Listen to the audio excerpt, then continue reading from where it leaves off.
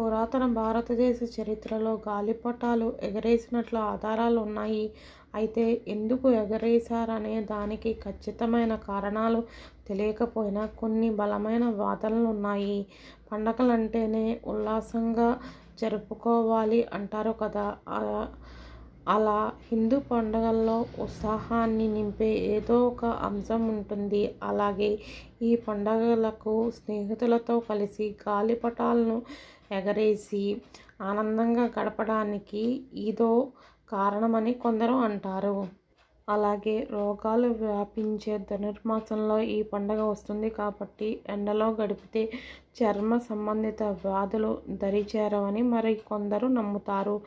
గాలిపటం గాలిలో ఎగిరే ప్రక్రియను మన జీవితంతో పోల్చి చెబుతారు.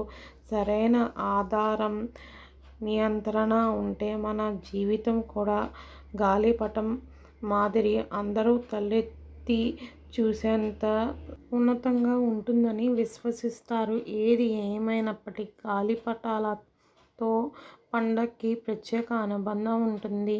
సికింద్రాబాద్లో పరేడ్స్ గ్రౌండ్లో 13 నుంచి 15 వరకు గాలిపటాల ఫెస్టివల్ జరుపుతారు.